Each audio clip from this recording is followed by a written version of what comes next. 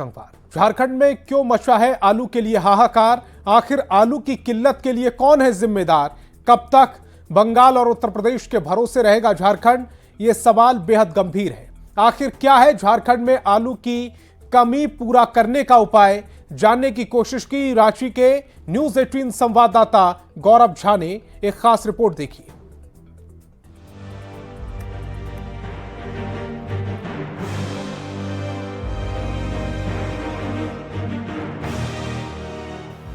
झारखंड में आलू के लिए हाहाकार मचा है। बंगाल से आलू की गाड़ियों पर रोक के बाद झारखंड में लगातार आलू की कीमतें आसमान छू रही हैं। मुख्यमंत्री हेमंत सोरेन ने आलू के मसले पर बंगाल की मुख्यमंत्री ममता बनर्जी से बात करने की बात भी कही है, पर झारखंड अब भी बंगाल और उत्तर प्रदेश के आलू पर ही निर्भर है। हमारे मुख्य सचिव इस विषय में बात कर रहे हैं और आवश्यकता पड़ेगी तो उस पर हम लोग अभी बात करेंगे। झारखंड में आलू की किल्लत होती ही क्यों है? क्यों झारखंड पड़ोसी पश्चिम बंगाल के साथ ही उत्तर प्रदेश पर आलू के लिए निर्भर है? ऐसे सवालों को जानने के लिए हमारे रिपोर्टर ने कृषि विभाग के साथ ही बिरसा एग्रीकल्चर यूनिवर्सिटी के वैज्ञानिकों से भी मुलाकात की। झारखंड में आलू की खेती की जिम्मेदारी कौन लेगा, ये एग्रीकल्चर डिपार्टमेंट अब तक स्पष्ट नहीं कर पा रहा है। एग्रीकल्चर डिपार्टमेंट के अंदर डिपार्टमेंट ऑफ एग्रीकल्चर और उद्यान दोनों ही एक दूसरे पर ये कहने को लगे हुए हैं कि आलू की खेती उद्यान कराएगा और एग्रीकल्चर कराएगा, लेकिन चीजें अब तक स्पष्ट नहीं हो पाई है। आखिर आलू की खेती कराने की जिम्मेदारी कौन लेगा, ये बड़ा सवाल है। जब विभाग इसकी जिम्मेदारी नहीं लेगा तो किसानों को आलू का बीज भी सरकारी अनुदान पर नहीं मिल पा रहा होगा और फसल खराब होने पर सरकार किसी भी तरह का मुआवजा भी नहीं देगी। विभाग की जिम्मेदारी पर कृषि वैज्ञानिकों का कहना है कि जब तक हॉर्टिकल्चर और उद्यान विभाग के बीच ये फैसला नहीं हो जाता कि आलू की खेती किस विभाग के तहत आएगा, तो ऐसे में बिरसा एग्रीकल्चर कॉलेज से संपर्क करके इससे स्पष्टता ली जा सकती है। आलू प्रारंभिक तौर पे पहले ये उद्यान विभाग का कोर्स हुआ करता था, क्योंकि शुरुआती दिनों में इसको गार्डन क्रॉप के रूप में करते थे, बगीचे में करते थे, जो लिमिटेड बाउंड्री होता था उद्यान फसल था। लेकिन जब इसका बृहद पैमाने पे व्यावसायिक खेती खुले खेत में होने लगी, उत्तर प्रदेश में, बिहार में, बंगाल में और जगहों पे, तब ये एग्रोनॉमी का भी पार्ट हो गया। और ये अब तो हॉर्टिकल्चर में तो हम लोग आलू पढ़ाते ही हैं, साथ ही साथ एग्रोनॉमी वाले भी पढ़ाते हैं, तो वहाँ के विषय में भी इनकॉर्पोरेट किया गया है। तो अब ये विभाग इसको मिल बैठ के तय कर सकती है। बिरसा एग्रीकल्चर यूनिवर्सिटी के वैज्ञानिक कहते हैं कि झारखंड की जमीन आलू की खेती के लिए बेहतर है। झारखंड में आलू की खेती हो सकती है, पर किसान बड़े स्तर पर आलू की खेती नहीं करते। हमारे झारखंड के किसान आलू की खेती सफलतापूर्वक कर सकते हैं और हमारे किसान करते भी हैं।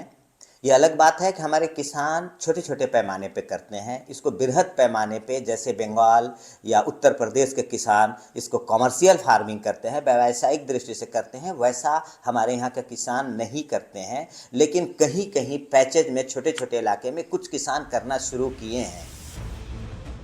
आलू की खेती को लेकर बात विभागों के बीच दावों की भले ही हो, पर हालात के साथ ही मौसम की मार किसानों को परेशान कर रही है। क्या दर्द है किसानों का, ये भी सुनिए। सरकार तरफ से अभी कुछ नहीं मिला है, अगर कुछ मिलेगा तो खेती करने में आसानी होगा। अभी क्या दिक्कत आता है? अभी आलू में कुहासा जो जब गिरती है ना, तो आलू पूरा बर्बाद हो जाता है। आलू का लगाएंगे, मतलब कुहासा मार देता, हम लोग को कोई मुआवजा नहीं मिलता है, कोई दवा, कोई अथी नहीं, कुछ सरकार से कुछ नहीं मिलता है। कुछ किसान ये भी मानते हैं कि सरकार अगर बेहतर बाजार उपलब्ध कराए तो उन्हें बिचौलियों से सामना नहीं करना पड़ेगा। हम लोग का बाजार नहीं है, बेचने के लिए बहुत दिक्कत होता है, रखने में बहुत दिक्कत है। डेली मार्केट ले जाते हैं तो बहुत परेशानी है। झारखंड में जो आलू की फसल अभी लगी है वो जनवरी से फरवरी के बीच तैयार होगा। ऐसे में अगर आलू का पैदावार कम होगा तो निश्चित ही आलू की कीमतों में बढ़ोतरी रहेगी। इन तमाम चीजों के बीच अब देखना होगा कि किसानों को आलू के लिए मुआवजे कब तक मिल पाते हैं और झारखंड में आलू के पैदावार में वृद्धि कब तक होती है। गौरव झा, न्यूज 18, रांची। रांची से बड़ी खबर मिल रही है। कैबिनेट विस्तार को लेकर सूत्रों के हवाले से बड़ी खबर। जेएमएम से 5 विधायक मंत्री पद की शपथ लेंगे। दीपक बरुआ, रामदास सोरेन, हफीजुल हसन, सविता महतो और अनंत प्रताप देव शपथ ले सकते हैं। ये 5 नाम मंत्री पद की रेस में सबसे आगे चल रहे हैं। हेमंत सोरेन लगाएंगे नामों पर अंतिम मोहर। अंतिम समय में मंत्री पद की रेस में शामिल नाम में बदलाव संभव है।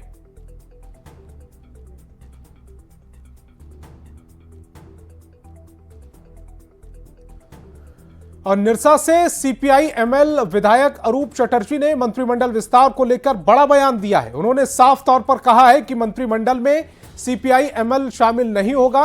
उन्होंने कहा कि हमने कभी मंत्री पद की मांग नहीं की, हम बस ये चाहते हैं कि सरकार इंडी गठबंधन की बने और हेमंत सोरेन मुख्यमंत्री बने। आया है ना, इस सिलसिले में कोई बातचीत की है।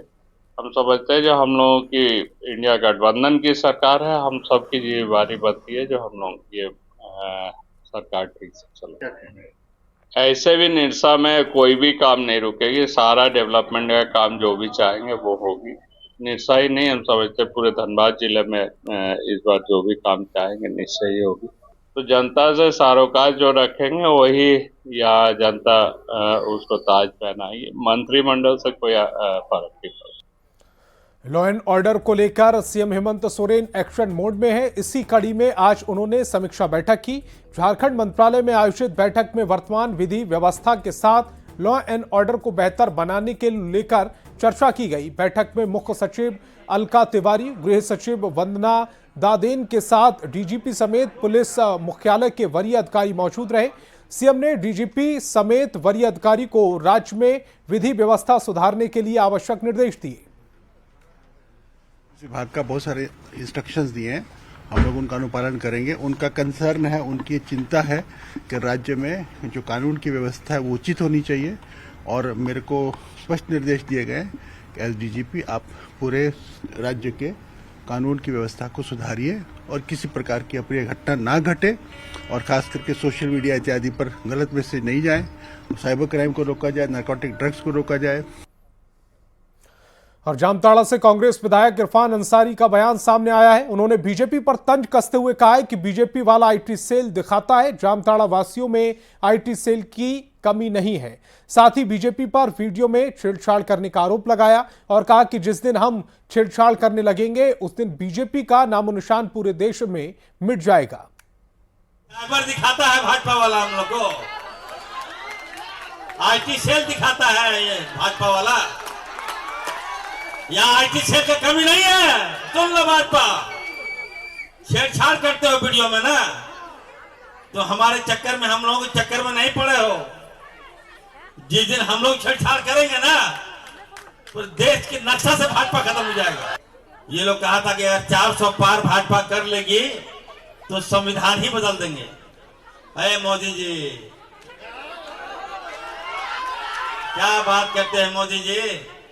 ये बाबा भीमराव अंबेडकर जी का संविधान है, कोई माई का लाल इसको नहीं हिला सकता, कोई इसको नहीं हटा सकता, याद रखिएगा। आप क्या समझ लिए। धनबाद बीजेपी सांसद ने लोकसभा में धनबाद से दिल्ली, वैष्णो देवी और बेंगलुरु के लिए सीधी ट्रेन देने की मांग उठाई। उन्होंने कहा कि ट्रेन के चलने से वैष्णो देवी जाने वाले श्रद्धालुओं और इलाज के लिए बेंगलुरु जाने वाले मरीजों की सुविधा होगी। साथ ही दिल्ली जाने वाले छात्र छात्राओं को इससे सुविधा मिलेगी। साथ ही रेल मंत्री ने सभी ट्रेन जल्द शुरू करने का आग्रह किया गया है। कि हमारे झारखंड प्रदेश धनबाद क्षेत्र से हजारों श्रद्धालु माता वैष्णो देवी के दर्शन करने के लिए लगातार जाते हैं। मैं उनसे आग्रह करना चाहूँगा कि उसके लिए वैष्णो देवी के लिए डायरेक्ट ट्रेन धनबाद से खुला जाए। और महोदय, हमारे क्षेत्र से हजारों हजार बच्चे बेंगलोर पढ़ने के लिए जाते हैं, वहाँ के लिए बेंगलोर के लिए एक ट्रेन खुला जाए। अध्यक्ष महोदय, हमारे क्षेत्र से इलाज के लिए भेलोर के लिए जाता है अध्यक्ष महोदय, वहाँ के लिए एक ट्रेन खोला जाए अध्यक्ष महोदय। एक दिल्ली के लिए धनबाद से डायरेक्ट ट्रेन खोला जाए अध्यक्ष महोदय। यही मैं आग्रह करना चाहूंगा आपके माध्यम से।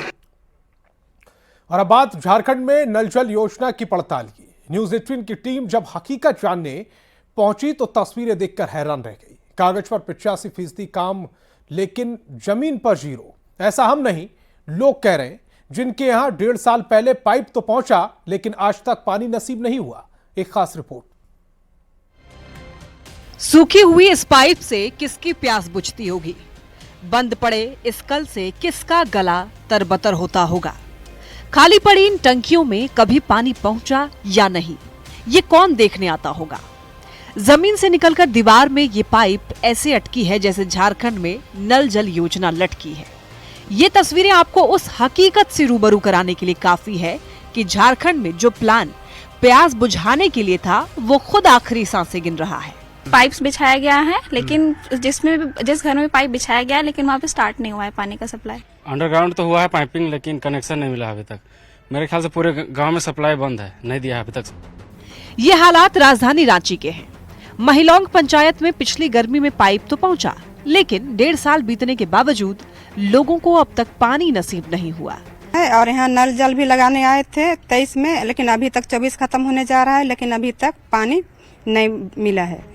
महिलौंग में आधी पाइप जमीन के नीचे और आधी सड़क किनारे पड़ी हुई है। हालांकि कागजी कहानी इस तस्वीर से बिल्कुल उलट है। हेमंत सरकार की नजर में महिलौंग पंचायत में 85% काम पूरा हो चुका है। पूरे झारखंड में इसी साल दिसंबर तक नल जल योजना को पूरा करने का लक्ष्य है। 62,49,000 परिवार तक शुद्ध पानी पहुंचाने का टारगेट सेट किया गया है, पर 2019 तक करीब 5 लाख परिवार तक पहुंचा और अब तक लगभग 34,14,000 परिवार तक पानी पहुंचाने का दावा झारखंड की सरकार कर रही है। केंद्र की सरकार का असहयोगात्मक रवैया, सिर्फ उसके कारण ये योजना की आज बदहाल स्थिति सामने दिखती है। राज्य सरकार का पैसा भी लगता है, केंद्र सरकार का पैसा भी लगता है। नल जल योजना पर केंद्र और राज्य सरकार को 50-50% राशि खर्च करनी है। हेमंत सरकार का आरोप है कि चालू वित्तीय वर्ष 2024-25 में केंद्र से एक भी पैसा नहीं मिला है। सीएम सोरेन ने बकाया राशि के लिए केंद्र को पत्र लिखा है, केंद्र से 2200 करोड़ रुपए की मांग की है। और ग्राउंड रियलिटी तो बिल्कुल उलट है। जल से, जो हर घर में नल से जल योजना, इसमें बड़े पैमाने पर झारखंड में भ्रष्टाचार हुआ। पाकुड़ जिले में सबसे कम मात्र 13% काम पूरा हुआ है। सिमडेगा में सबसे ज्यादा 93% काम हो चुका है। चुनाव में सीएम सोरेन भी सफल हो चुके हैं। अब देखना होगा कि ये योजना कब तक सफल होती है। रांची संवाददाता अविनाश कुमार के साथ ब्यूरो रिपोर्ट, न्यूज़ 18। और लोहरदगा के सेना थाना क्षेत्र में ईंट भट्टा मजदूर का शव मिलने से सनसनी फैल गई। मजदूर की हत्या से नाराज परिजनों ने अरूज चौक को जाम कर हंगामा किया। गुस्साए लोगों ने हत्या का आरोप लगाते हुए आरोपियों की जल्द गिरफ्तारी की मांग की और मृतक के परिजनों के लिए उचित मुआवजे की मांग की। मौके पर पहुंचे अधिकारियों ने जाम को हटाया और आरोपियों के जल्द गिरफ्तारी के साथ उचित मुआवजा देने का आश्वासन दिया। विषय है, जांच चल रही है। अभी जो भी मृतक परिवार है उनसे मिले, हम और डीएसपी साहब भी थे। जो भी उनका मांग पत्र है उनको लिया गया है और तत्संबंधी कार्रवाई की जा रही है। उनका यही है कि जो भी इनमें दोषी हैं उनकी गिरफ्तारी हो, तो उस संबंध में कार्रवाई चल रही है और जैसे ही कुछ आगे होगा तो फिर आप लोग इंटीमेट भी किया जाएगा। जमशेदपुर के कदमा की रहने वाली युवती ने खरकई नदी पुल से छलांग लगा दी है। मृत युवती की पहचान सोमा साहब के रूप में हुई है। परिजनों ने बताया कि उनकी बेटी घर से मानगो नेताजी यूनिवर्सिटी कॉलेज के लिए निकली थी। बेटी के घर वापस नहीं आने पर परिजनों ने थाने में सूचना दी, जिसके बाद पुलिस ने युवती का शव बरामद कर लिया। परिजनों ने बताया कि छत्तीसगढ़ के एक लड़के से युवती की दोस्ती हो गई थी। कुछ दिन से सोमा काफी दिन से परेशान चल रही थी। उसके माध्यम से हम लोग को सूचना मिली है एक रात्रि में 7 बजे वहाँ पुल के ऊपर से कदमा आदित्यपुर ब्रिज में जो है उसमें पुल के ऊपर से छलांग लगा दी। हम तो बात किया लड़का से, तो लड़का का मतलब जो बात करने का जो ढंग है ना, जो रो के बात, उसमें हम पता चल गया था जो कुछ किया होगा, कांड कल हुआ होगा, दोनों का बीच में झगड़ा हुआ होगा। लड़के से बात किए? हाँ, लड़का से हम बात किया सुबह में, तो मेरे को नंबर मिला, उसका दोस्ते लोग दिया नंबर, तो उसी का थ्रू से हम बात किया। लड़के का नाम पता नहीं चला? नहीं, लड़का का नाम पता नहीं चला। बोला हम जा रहे हैं सुभाष चंद्र बोस कॉलेज, और वहाँ जाने के बाद सुने में आया वहाँ कॉलेज नहीं गया, फिर वापस नहीं आया। दो क्या कारण घर का कुछ नहीं, सब खाना पीना खाया, आराम से गया हुआ, कुछ वैसा वादावादी नहीं है, किसी को कुछ बात नहीं हुआ। और धनबाद के BCCL सेंट्रल अस्पताल में मरीज की मौत के बाद परिजनों ने हंगामा किया। परिजनों ने डॉक्टर पर इलाज में लापरवाही बरतने का आरोप लगाया। परिजनों ने बताया कि लक्ष्मी देवी को इलाज के लिए भर्ती कराया गया था, लेकिन सही से इलाज नहीं करने की वजह से मरीज की मौत हो गई, जिसके बाद परिजन हंगामा करने लगे। मौके पर पहुंची पुलिस ने परिजनों को शांत कराया और जांच के बाद कार्रवाई करने का आश्वासन दिया। अभी हम लोग को अभी जाना है, अभी बात करना है। मेरा पेशेंट मेरा हाथ में नहीं है, देखिए उसका सांस फूल रहा है। तो अब जाके उस सिस्टर बोला कि हाँ आप अपने फाइल आपने लेके जाइए, हम लोग उसमें नहीं, आप ले जाइए, कहाँ जाना है। ना परवाही है, मार दिया है। तो डॉक्टर का फर्ज बनता है कि अगर मान लिया आपका पेशेंट का तबीयत खराब हो गया तो उसका गार्जियन को बता देना चाहिए कि भाई हमसे नहीं होगा, इसको रेफर किया जाएगा कहीं अच्छा जगह पे, लेकिन इसने नहीं किया। उसके बाद धीरे धीरे पता नहीं क्या सुई क्या दवाई देते रह गया और पेशेंट का तबीयत बिगड़ते गया और कल रात में इसको आईसीयू में रहा। दूसरा शाम को यहाँ का वार्ड मेंबर और दारू पी के वार्ड में रहता है, ठीक है, सीसीयू में दारू पी के था कल रात में। अभी देखिए एक आदमी आपका अंदर में है, पान खा के अंदर में सीसीयू में घूम रहा है। सोशल मीडिया पर महेंद्र सिंह धोनी की एक वीडियो खूब वायरल हो रही है, जिसमें वे पहाड़ी डांस करते हुए नजर आ रहे हैं। ग्रुप में पहाड़ी डांस करते हुए महेंद्र सिंह धोनी का पहला वीडियो है। आपको बता दें कि साक्षी धोनी देहरादून की रहने वाली हैं और बताया जा रहा है कि ये वीडियो उत्तराखंड का ही है।